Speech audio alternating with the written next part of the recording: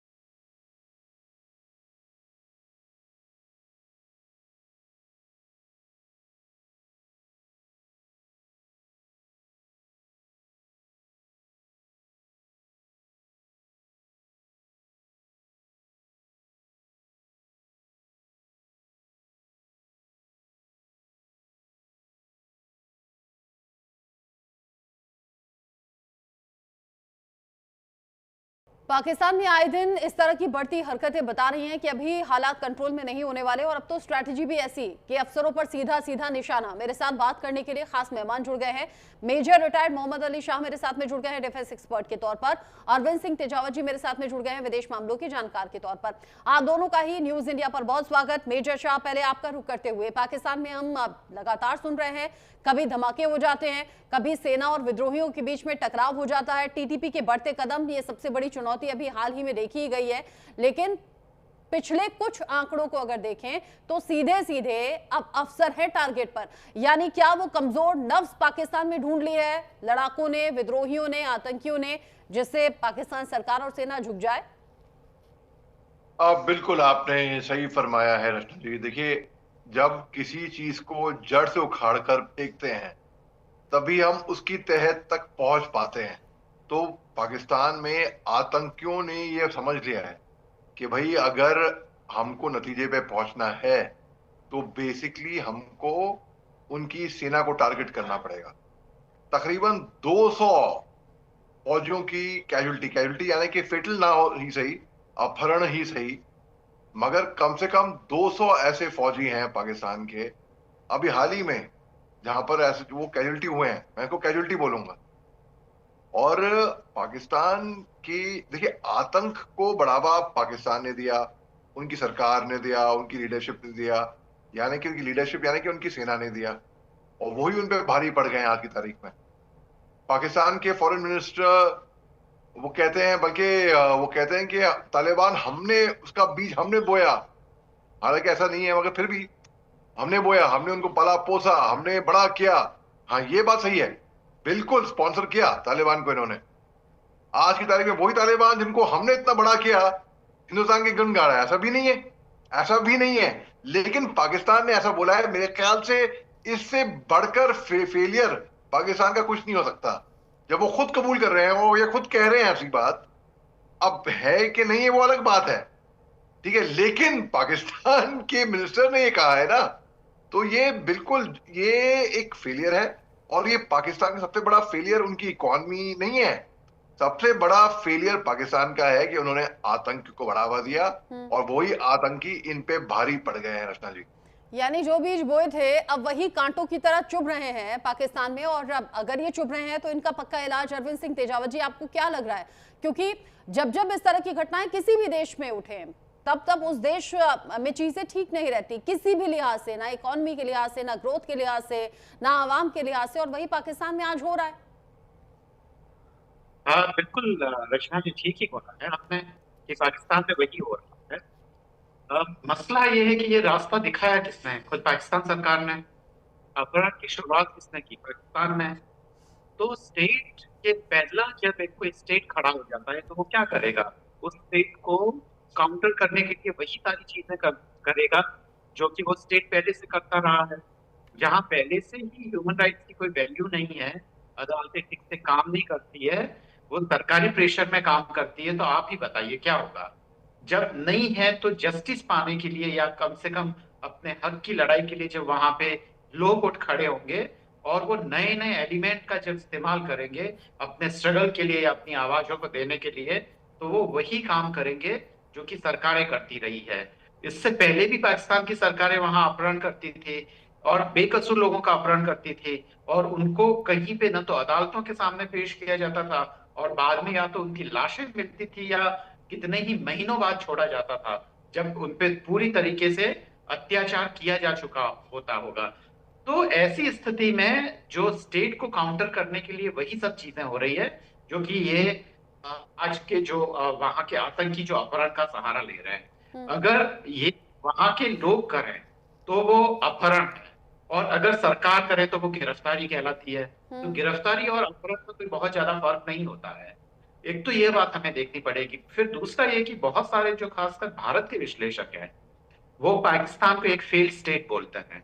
हालांकि मेरी राय में पाकिस्तान वैसा फेल्ड स्टेट नहीं है, क्योंकि फेल्ड स्टेट होने के लिए या तो जैसे सूडान की जो हालत है या यमन में जो हालात थे कुछ सालों पहले तक, वैसे हालात भले ही पाकिस्तान में नहीं हो, मशीनरी काम कर रही है, पर वो पूरी तरीके से सक्सेसफुल तो है नहीं। वो केवल सत्ता का जो काम है, सुरक्षा, जो मिनिमम सुरक्षा देना, अगर वह भी सरकार नहीं कर पा रही है, तो बाकी चीजें तो काफी बात की बातें हैं।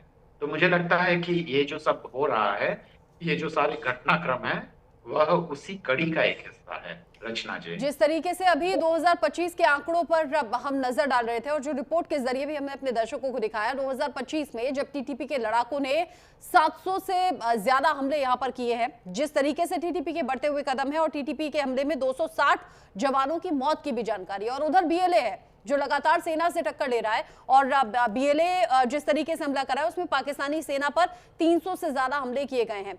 हमलों की संख्या भी बढ़ रही है, पाकिस्तानी सैनिकों की मौत का आंकड़ा भी बढ़ रहा है, और जो अभी अरविंद सिंह तेजावत जी ने कहा मेजर शाह कि अगर यही काम सेना करे तो गिरफ्तारियां होती है, एक्शन होता है पुलिस का, लेकिन अगर यही काम यहाँ लड़ाके कर दे, विद्रोही कर दे, तो उसे हम किडनैपिंग का नाम दे रहे हैं। लेकिन सवाल ये कि ये हालात पैदा हुए क्यों, ये नौबत आई क्यों? अच्छा जी, बहुत ही अच्छा सवाल किया है आपने, और अरविंद सिंह तेजावत जी ने बहुत सही बात करी है। मैं 2 एग्जांपल्स देके आपके प्रश्न पे आता हूं। देखिए, जुल्फिकर अली भुट्टो पाकिस्तान के हेड ऑफ स्टेट थे, इनको फांसी पे लटकाया गया, इनको लेकर आई थी मिलिट्री, जनरल अयूब खान लेकर आए थे, ठीक है। इनको बाद में असैसिनेट करना था, मारना था। अब कैसे करेंगे? वही काम अगर सरेआम असैसिनेट करते हैं तो गुंडागर्दी हो जाएगी, सब देख लेंगे। गुंडागर्दी तो करते हैं वहां की सरकार, वहां की मिलिट्री जो है, लेकिन अब कैसे करें? तो उन्होंने हाई कोर्ट ऑर्डर के तहत रूलिंग लिखवाई, लीगल तौर पे, फिर उनको फांसी पे चढ़ाया। यानी कि असैसिनेशन को आपने लीगल करार दे दिया, बेसिकली ये है। दूसरी बात मैं कहूंगा, 99 में पाकिस्तान की मिलिट्री घुस आई थी हिंदुस्तान की सरजमीन में सिविल ड्रेस में, चोरी छुपे। जब उनको मारा गया तब उनके अंदर से पाकिस्तान का आई कार्ड निकला। यानी कि घुसपैठी आतंकियों से कुछ कम नहीं है। अब देखिए, यही काम अगर उग्रवादी करे तो उग्रवाद, वही काम डिट्टो सेम काम हूबहू अगर वहां की सेना करे तो लेजिटिमेट, लीगलाइज्ड। ये कहां का इंसाफ है? तो वहां के मैं ऑन रिकॉर्ड है, वहां के पाकिस्तानियों ने बोला है कि यहाँ की सरकार और आतंकवादियों में कोई फर्क नहीं है। फर्क सिर्फ इतना है कि यहाँ की सरकार, यहाँ की मिलिट्री वर्दी डालती है, आतंकवादी वहां के सिविल ड्रेस डालते हैं, बस यही फर्क है। और तो पाकिस्तान जब तक ये नहीं समझेगा कि उनकी मिलिट्री की दखलंदाजी की वजह से उनके पॉलिटिक्स में, उनके लीडरशिप में फर्क आ रहा है। भाई, FATF की ग्रे लिस्ट में था ये, IMF इनको कर्जा नहीं दे रहा था, लटका के रखा था। वो अलग बात है कि ऑपरेशन सिंदूर के टाइम पे डोनाल्ड ट्रंप साहब ने इनको कर्जा दे दिया फाइनली, ठीक है। अब इनको यहाँ पर उसामा बिन लादेन पाया गया पाकिस्तान के अंदर, गरीबी छाई हुई है। मैं टमाटर की बात करता हूं, मैं टमाटर तो आम चीज है जो आम इंसान खाता है। इनके अफगानिस्तान से इन्होंने बिल्कुल अपने पास बंद कर दिए थे, तो जाहिर सी बात है ट्रेड भी बंद हो गए थे, अफगानिस्तान और पाकिस्तान के बीच में। तो जो टमाटर, जो आम जरूरत का सामान है, वो इतना महंगा हो गया है पाकिस्तान के, आज की तारीख में टमाटर बड़ा महंगा है पाकिस्तान में। तो ये लोग गरीबी से जूझ रहे हैं वैसे। और ये मैं एक्चुअली कोई नफरत की भावना से नहीं कह रहा हूं, बिल्कुल। देखिए, पाकिस्तान को ये समझना पड़ेगा कि जब तक उनकी मिलिट्री का दखलंदाज रहेगा तब तक वो डाउनहिल है, बिल्कुल। ख्वाजा आसिफ ने बोला है अपने इंटरव्यू में कि यहाँ पे हाइब्रिड सरकार चलती है, यानी कि मिलिट्री की सरकार और पाकिस्तान की जो सरकार है, जो सत्ता में है, शहबाज शरीफ की सरकार, वो तो हाइब्रिड कैसे हो सकती है कोई सरकार, कोई देश? It has to be one. Either Hindustan में प्रधानमंत्री, प्रेसिडेंट, वो डिफेंस मिनिस्टर साहब, वो बताएंगे चीफ ऑफ आर्मी स्टाफ को, ठीक है। पाकिस्तान में चीफ ऑफ आर्मी स्टाफ बताएगा प्रधानमंत्री को, उनके वजीर आजम को। चीफ ऑफ आर्मी स्टाफ अपने आप को फील्ड मार्शल नियुक्त कर देगा। जंग बुरी तरह हारे, ये बुरी तरह हारे। झूठ, जिस तरीके का झूठ पाकिस्तान की मीडिया ने फैलाया, मैं नहीं जानता इस तरीके का झूठ कहीं पे नहीं होगा। हाँ, हमारे भी कुछ अधिक तरफ से आया, ऐसी बात नहीं है, ये जंग के टाइम पे होता है इंफॉर्मेशन वॉरफेयर, मगर जिस तरीके का झूठ पाकिस्तान की तरफ से आया, वो मतलब मैंने तो सबको पिछाड़ दिया बिल्कुल। हाँ। तो ये पाकिस्तान जो है, पाकिस्तानी पत्रकार आते हैं, चलो ठीक है, मैं आपको 2003 का किस्सा सुनाता हूं। मैं बड़ा मजाया किस्सा है रचना जी। मैं आपका बड़ा वक्त ले लिया है, मैं बस 1 मिनट में खत्म करूंगा। जी। मैं सरहद पे था, मैं लाइन ऑफ कंट्रोल पे था, मैं 30 मीटर के फासले पे था, मैं यंग लेफ्टिनेंट साहब था मैं, और हमको रेडियो इंटरसेप्ट आया। रेडियो इंटरसेप्ट में पाकिस्तान का मेजर साहब बात कर रहा है उनके जूनियर कमीशन ऑफिसर से, और बोल रहा है, साहब हिंदुस्तान की सेना हमारे बारे में बहुत प्रोफेशनल समझती है, जिस दिन उनको हमारी हकीकत के बारे में मालूम पड़ जाएगा उसी दिन हमारे पे वो बैट एक्शन कर देंगे। बैट एक्शन होता है बॉर्डर एक्शन टीम, जैसे कि सर्जिकल स्ट्राइक होती है वैसे। अब ये पाकिस्तान के, तो वहां की जो सेना थे वो भाग जाती थी, बॉर्डर पे थे, कारगिल में भागी थी वो दुम दबा के, हथियार छोड़ के, क्योंकि हथियार लेके भागोगे तो हथियार के पीछे भागेगा, तो यूं कंधे के पीछे से फायर करते हुए भागे हो। अभी मैं मीडिया में, आपके गेस्ट कोऑर्डिनेटर, कई सारे चैनल्स के गेस्ट कोऑर्डिनेटर मेरे को फोन करते हैं, बोलते हैं सर पाकिस्तान के पत्रकार हैं, उन्हें पहले बात पूछी है, मेजर मोहम्मद अली शाह तो नहीं है शो पे। मैं समझ सकती तो हूँ, जब मैंने कहा, आप भैया रियल एग्जाम्पल देकर बताते हैं तो फिर क्यों पाकिस्तान के पसीने छूटते होंगे। और जाहिर सी बात है, पाकिस्तान अपनी सच्चाई तो जरूर स्वीकार नहीं करना चाहता और इसीलिए इस तरह के सवाल होते होंगे। खैर, ये जो आपने पाकिस्तानी फौजियों के पीछे भागने वाली बात कही है, तो हमने अलग अलग कई मौकों पर देख भी लिया है, जब हम खबरें चलाते हैं कि पाकिस्तानी सेना में बड़े स्तर पर इस्तीफे हो रहे हैं या फिर लंबी छुट्टियों पर चले गए हैं, जब जब चैलेंजिंग सिचुएशन आती है। तो अरविंद सिंह तेजावा जी, लेकिन जो बलूचिस्तान में हो रहा है वो दशकों पुरानी लड़ाई है, संग्राम है, उनका आजादी के लिए जो उनकी जिद है वही अब संघर्ष में तब्दील होती हुई, युद्ध में तब्दील होती हुई नजर आ रही है। खैबर पख्तूनख्वा का हाल भी लगातार खराब होता हुआ नजर आ रहा है, सिंध में भी रह रहकर आवाजें उठती हैं। मैं ये पूछना चाह रही थी कि पहले जब इस तरह के संघर्ष होते थे, धमाके होते थे, इनफैक्ट जब ट्रेन हाईजैक हो जा रही थी, तो आम लोगों को भी नुकसान पहुंच रहा था, सेना या सरकार पर प्रेशर डालने के साथ साथ, और हम कहते भी थे कि आम लोगों में इतने लोग मारे गए हैं या इतनों की जान चली गई है। क्या उसका एक तोड़ निकालने की ये कोशिश की है क्या, कि पाकिस्तान में सीधे अफसरों की किडनैपिंग करते हैं? अब आएगी बात समझ में सरकार को। रचना जी, देखिए, मैं एक छोटी सी टिप्पणी के साथ अपनी बात शुरू करूंगा। मैं आपकी और मोहम्मद अली शाह साहब की जो पुरानी टिप्पणियों से तो भले ही सहमत ना हूं, बहादुर दोनों तरफ होते हैं और मूर्खों की संख्या और कायरों की संख्या भी दोनों तरफ होती है, मैं इंसानियत में ये फर्क नहीं करता। पर बावजूद एक चीज जो हमें गौर करनी होगी कि खासकर बलूचों का जो ये आंदोलन है वो तो दशकों पुराना है।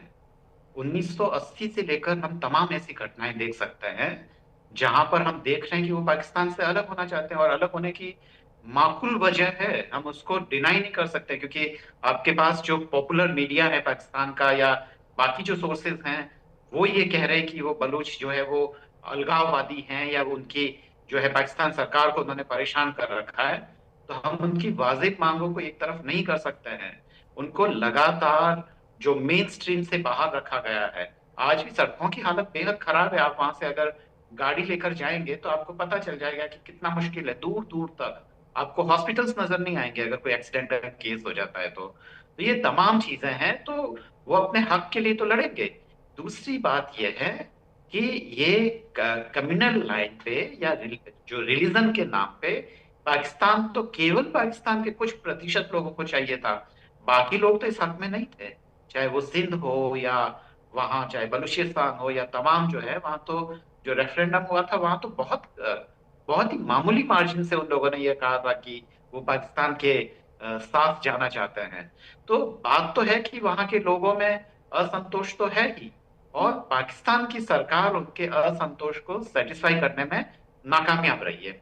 भारत की किस्मत ये रही है कि भारत की ब्यूरोक्रेसी भले ही नकारा हो, और भारत में जो एकेडमिशियंस हुए हैं उन्होंने भारत को संभाला है। जैसे कि यहाँ पे मनमोहन सिंह जी साहब जो थे, जो खुद एक एकेडमिशियन थे, तो उन्होंने भारत की अर्थव्यवस्था के बारे में एक नीति दी। सैम पित्रोदा, उन्होंने भारत को एक आईटी ताकत बनाया। अब्दुल कलाम साहब, जिन्होंने मिसाइल टेक्नोलॉजी में भारत को एक मजबूत बनाया, और उसके बाद में भारत अब बहुत सारा पैसा भी कमा रहा है। हरित क्रांति है ना, ध्रुव क्रांति, तमाम उन एकेडमिशियंस का नाम लिया जा सकता है जिन्होंने एक के बाद एक अच्छी नीतियां बना के भारत को डायरेक्शन दिया। पाकिस्तान में क्या होता है, नीति के नाम पर केवल एक नीति है, वो है भारत विरोध, और उद्देश्य के नाम पर केवल एक उद्देश्य है, वो है कश्मीर को लेना। और वो भी पिछले 78 साल में वो लोग नहीं कर पा रहे हैं। क्या शर्मिंदगी की बात नहीं है वहां के लोगों के लिए, वहां के हुक्मरानों के लिए? और ऐसे में क्या पाकिस्तान की आवाम में असंतोष नहीं होगा कि आपने जिंदगी में केवल एक हमें दिलासा दिया था कि हम कश्मीर वापस लेके देंगे, 78 सालों में आप कुछ नहीं कर पाए, और उसके बाद में आप इतनी बड़ी बड़ी वो हाँकते हैं। तो ये अनिल और जी, कश्मीर तो पॉलिसी फिर के भी बहुत नाम बड़ा पे इशू हो गया आपने वहां क्या की किया? जनता मैं के उस लिए। पर क्या बात क्या वहां की आवाम ये पूछती नहीं होगी कि 2 वक्त की रोटी जुटाना मुश्किल हो रहा है? क्या वहां की आवाम ये नहीं पूछती होगी कि जो बेसिक चीजें हैं, जरूरत का सामान है, उनके आसमान छू रहे हैं दाम, वो हम कैसे अफोर्ड करें? वहां की जनता ये भी तो पूछती होगी ना, बेरोजगारी चरम पर है, महंगाई यानी कि दाम आपने कई कई गुना बढ़ा दिए हैं, हम गुजारा करें तो करें कैसे? ये भी तो सच्चाई है पाकिस्तान की। मतलब आम लोग क्या चाहते हैं? आवाम की सबसे बेसिक जरूरत क्या है? रोटी कपड़ा मकान, वही बहुतों के पास नहीं है। बिल्कुल रचना जी, आपने ठीक कहा है। यहाँ तक कि पाकिस्तान के जो क्लास 1 ऑफिसर्स कहलाते हैं, उनकी सैलरी इतनी कम है कि वो सर्वाइवल उनके लिए मुश्किल होता है। उनके बेटों का एजुकेशन, सबसे बड़ा जो वहां पे खर्च होता है वो 2 चीजों पे होता है, एक तो एजुकेशन पे और एक जो हेल्थ पे। और ये दोनों ही सरकार ने पूरी आम आवाम पे डाल रखा है। तो फिर सरकार कर क्या रही है? कम से कम ये 2 जिम्मेदारी तो सरकार की मतलब बेसिक है, तभी तो आप महंगाई से लड़ पाएंगे। यूरोप में क्या होता है, ये दोनों ही सरकार ने जिम्मेदारियां ले रखी है, तभी तो वो लोग इतना अपने आप को सुरक्षित महसूस करते हैं, उनका बुढ़ापा सुरक्षित है। जब कोई सरकार ये मिनिमम जरूरतों अगर पूरी नहीं करती है, तब तो फिर मुझे लगता है कि सरकार होने का कोई मतलब ही नहीं है। फिर टैक्स देने का मतलब क्या है जब आप मिनिमम जो जीवन जीने की जो सुरक्षा है वो नहीं दे पा रहे हैं? तो यही पाकिस्तान में हो रहा है। तमाम वहां पे जो अच्छी मुझे लगता है सेना के अलावा वहां पे कोई खुशहाल नहीं है। और जो सोल्जर्स हैं या उनकी सैलरी भले ही कम हो, पर उनके कमाने के तरीके अलग है, खासकर वहां के ऑफिसर्स करप्शन के कारण। तो वो करप्शन के कारण उन्होंने एक रास्ता निकाल दिया, बाकी लोग तो परेशान ही है ना रचना जी। जिस जी तरीके से अभी पाकिस्तान में हालात बने हुए हैं ना, एक तरफ तो हम ये बात कर रहे हैं कि जो सेना में सिपाही हैं वो छोड़कर चले जाते हैं, इस्तीफे दे रहे हैं, या फिर वो लंबी छुट्टी पर चले जा रहे हैं, या फिर सैलरी इतनी कम पड़ती है, या फिर सैलरी इतना देर से मिलती है कि वैसे भी वो सेना छोड़ दे रहे हैं, कह रहे हैं कि इससे बेहतर है कि कोई और काम कर लें। अभी जो किडनैपिंग वाले आंकड़े हम दिखा रहे हैं, 114 तक पहुंच जाना, या फिर अब जो 2024 में 100 तक ही आंकड़ा था वो लगातार बढ़ जाना, ये वही पाकिस्तानी सेना है ना मेजर शाह, जो अपने जवानों की शहादत तक स्वीकार नहीं करती। वो कहती है नहीं ऐसा कुछ नहीं है, कोई कैजुअलिटी नहीं हुई है। वो किडनैपिंग से प्रभावित होगी क्या? मतलब असर होगा क्या? आपने दुरुस्त फरमाया रचना जी। देखिए 99 में जब हमने इनके सिपाहियों को, इनके फौजियों को जो सिविल ड्रेस में आए थे चोरी छुपे, कोई भी प्रोफेशनल सेना ऐसा काम नहीं करेगी कि सिविल ड्रेस में घुस जाएगी। अगर घुसना है तो वर्दी में आओ, शेर की तरह आओ, दिन दहाड़े आओ, मगर वो सिविल ड्रेस में आई। हमने जब मारा तो उनके आई कार्ड निकले, और जब आई कार्ड निकले तो हमने कहा भाई हमने आपके फौजियों को मार दिया है, इनके शव हैं, ये वापस ले लीजिए आपको इज्जत आप उसे दे रहे हैं। अरे नहीं नहीं नहीं नहीं नहीं नहीं, हमारे नहीं है, आपको जो करना है करिए हमारे। अरे आप सोचिए, अरे एक मुल्क जो अपने फौजियों की शहादत को इससे ज्यादा शर्मनाक क्या होगा? और एक फौजी के लिए ना मोटिवेशन बहुत ज्यादा जरूरी होती है, जिससे कि उसका मोरल हाई रहे, जैसे कि यहाँ हमारे देश में प्रधानमंत्री मोदी और कई बड़े चेहरे करते हैं, लेकिन वहां यही फजीयत पाकिस्तानी फौज झेलती है, और इसीलिए एक बड़ा असंतोष वहां देखा जाता है। बहरहाल अभी इस टॉपिक पर डिस्कशन के लिए साथ में जुड़ने के लिए मेजर शाह, अरविंद सिंह तेजावत जी, बहुत बहुत शुक्रिया आप दोनों का ही साथ में